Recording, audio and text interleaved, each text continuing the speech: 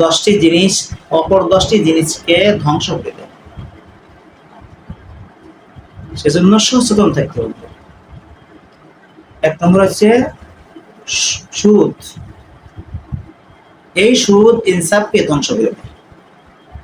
তার মানে কেউ যদি সুদ খেতে থাকে তাহলে তার মধ্যে ইনসাফ থাকবে না, ন্যায় বিচারকতা থাকবে না। 2 নম্বর তওবা, গুনাহকে ধ্বংস করে দেয়। সুবহানাল্লাহ। তো পাপিষ্ঠ ব্যক্তি যদি তওবা করে খাঁটি হৃদয়ে, খাঁটি দিলে যদি কি করে তওবা করে, তওবায়ে নসুহ, তাহলে তার গুনাহ থাকে না। আত-তাইবু মিনাজ যামবি মিনাল-যামবি কামান লা যামবা। যে ব্যক্তি তওবা করে সেই ব্যক্তি যেন গুনাহই করেনি এমন অবস্থায় হয়ে যায়। সুবহানাল্লাহ। সেজন্য সর্বদা আল্লাহর কাছে গুনাহ মাফ চাওয়া। 2 নম্বর। 3 নম্বর হচ্ছে পরনিন্দা, গীবত, শিকায়াত। কেউ যদি পরনিন্দা করা শুরু করে, সর্বদা মানুষের নিন্দা করে, দুর্নাম করে, তাহলে এর দ্বারা সে যে আমল করেছে সে আমলকে নষ্ট করে, সে আমলের নেকিগুলাকে নষ্ট করে, আমলের নেকিকে খেয়ে ফেলে। তো আমল করার সাথে সাথে কারো পরনিন্দা করা যাবে না। এটা হচ্ছে এমন যেমন কোন জেলে জাল দিয়ে মাছ ধরেছে, কিন্তু যে পাত্রে রেখেছে পাত্রের তলা নেই, ধরো সারাদিন মাছ ধরলে কি হবে, পরিশেষে তার একটা মাছ সে পাবে না, কারণ রাখছে মাছ তলা দিয়ে পড়ে গেছে। পরনিন্দা করলে আমল যতই করুক না কেন, পরনিন্দা করা মানে যে আমলের সওয়াব নেকি যাতে রাখতেছে যে পাত্রে, সে পাত্রের তলা নেই। তার মানে পরনিন্দা এই পাপটাই ওই আমলের নেকিকে খেয়ে ফেলে। নাউজুবিল্লাহ। 2 নম্বর অনুতাপ, দানশীলতাকে খেয়ে ফেলে। কোন ব্যক্তি দানশীল ব্যক্তি দান করলো, আর সফি হাবিবুল্লাহ, বান্দা তো বান্দা বা বান্দা তো আল্লাহর বন্ধু, দান করার পরে যদি সে অনুতাপ করে, আফসোস করে, হায় কি করলাম, এত টাকা দান করলাম, তাহলে এই অনুতাপের কারণে সে যে দান করে সওয়াব অর্জন করছিল সেটা নষ্ট হয়ে যায়। 5 নম্বর হচ্ছে দান খয়রাত। দান খয়রাত যদি করে তাহলে বিফাদ আফাত কে ধ্বংস করে দেয়।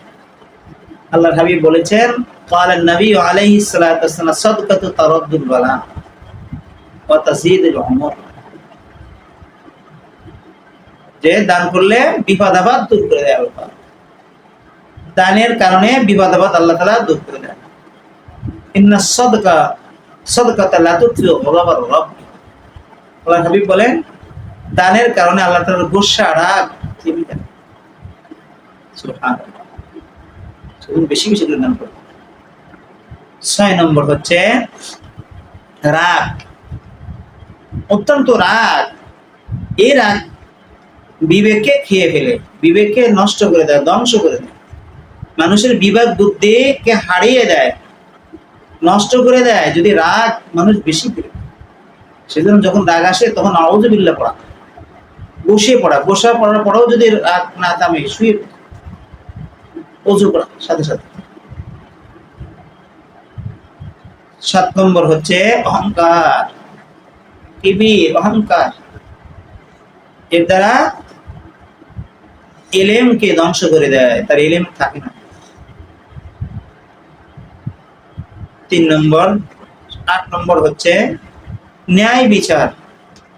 কোন বান্দা বা বান্দি যদি ন্যায় বিচার করা শুরু করে, কোন বিচারক যদি ন্যায় বিচার করে, কোন এমপি মন্ত্রী যদি ন্যায় বিচার হাতে নেয়, তাহলে সে দেশে জুলুম থাকতে পারে, জুলুমকে ধ্বংস করে।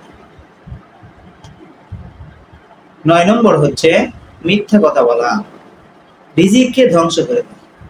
মিথ্যা কথা বলার কারণে রিজিকের মধ্যে বরকত আল্লাহ পাক উঠায় নেয়। সেজন্য মিথ্যা কি করতে বলা যাবে। 10 নম্বর হচ্ছে হিংসা। কোন বান্দা বা বান্দী হিংসা করে, তাহলে তার অন্তরের মধ্যে, তার ভিতরে যে সৎ চরিত্র একটা কি আছে, গুণ আছে, সুন্দর গুণ, সেই গুণটাকে নষ্ট করে দেয়। এই 10টি জিনিস অপর 10টি জিনিসকে নষ্ট করে দেয়, পাশাপাশি সাথে সাথে বলা হয়েছে 20টি জিনিস। আমাদের মধ্যে 10টি জিনিস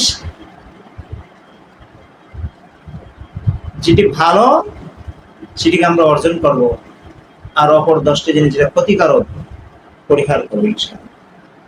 আল্লাহ তাআলা আমাদেরকে এই বিষয়ে আমল করার তৌফিক